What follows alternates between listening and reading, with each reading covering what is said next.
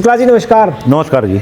हम जानना चाहते हैं कि हमारा पशुपालक अगर देसी नस्लों की गाय खरीदना चाहता है तो मुख्य किन बातों का ध्यान रखे? देखिए, पहली बात तो अब देसी गाय किसानों के वहाँ जा कर के ढूंढने से नहीं मिलेगी जी।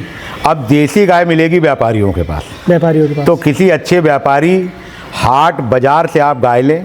गाय लेते समय ये देखें कि उसमें उसकी नस्ल की शुद्धता कितनी है। सुविकसित हम्प होना चाहिए, जिसको कुबड़ थुई कहा जाता है। अच्छी अच्छी झालर होनी चाहिए। साहिवाल में जा रहे हैं तो पूर्ण विकसित जो है हम्प होना चाहिए।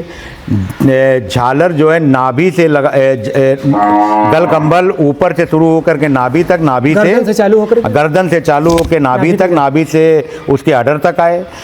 और अगला हम्प जो होता है वो 90 डिग्री के कोण पे हो।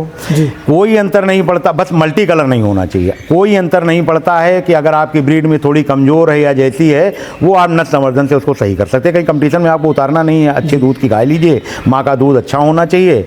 और दूसरी बात ये जानना चाहते हैं कि कैसे पता करें कि कौन से ब्यात की होगी?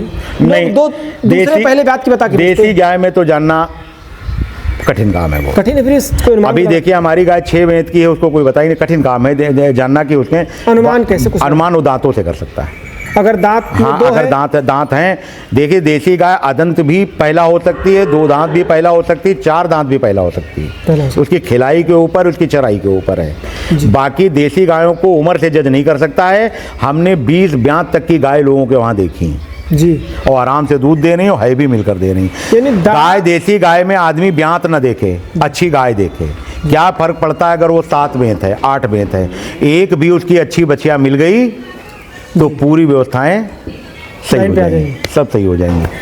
तो उसमें ये ना देखे कि उसकी 6 बेंत है, 7 बेंत है, तो अगर अच्छी मिल रही, 6 बेंत की मिल रही, तब भी ले लीजिए, क्योंकि अगर उससे एक भी बच्चियां आपको मिल गई तो आगे की प्रोजनी सब सही कर देगी।